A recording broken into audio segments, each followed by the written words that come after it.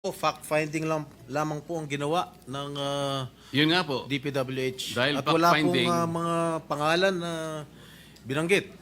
Ngayon, kung ako po itatanungin ninyo kung sino-sino po ang magiging responsable, sasabihin ko po sa inyo kung sino-sino po itong mga ito.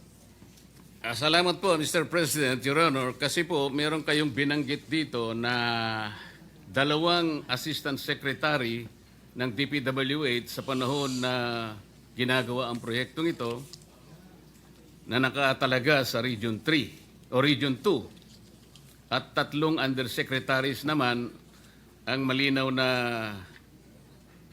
meron ding control sa budget at supervision sa panahon na ito'y ginagawa. Tama po ba? Tama po kayo, Ginoong Pangulo.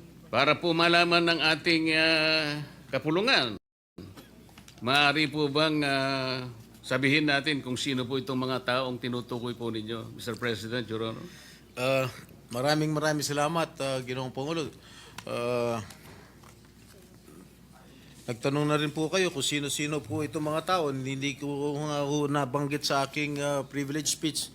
Subalit nagtanong po kayo, mapipilitan ko pong ibulgar kung sino-sino po itong mga taong responsable sa pagbagsak nitong sa pag-collapse nitong tulay sa Kabagan, Santa Maria. Unang-una, si Assistant Secretary for Regional Operations in Luzon, Loretta Malaluan.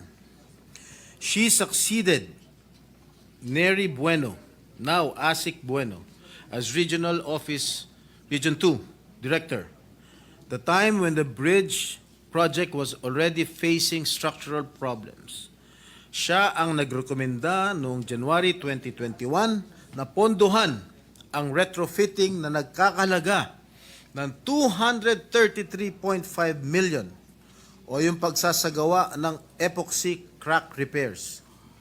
In March 2022, she formally requested that the project be reclassified from a replacement to a retrofitting strengthening project given the persistent structural issues. Pangalawa po, Ginoong Pangulo, Assistant Secretary for Regional Operations in Visayas and Mindanao, Neri D. Bueno. Siya po, as then Regional Office 2 Director, Engineer Bueno was involved in the implementation of Phase 1 and Phase 2 of this project. In 2018, then Project Engineer Felipe Lingan began reporting early signs of possible bridge failure. Noong pa lang 2018, nakitaan na nitong si Mr. Lingan na medyo malapit na magkolapso o may failure, early signs of bridge failure.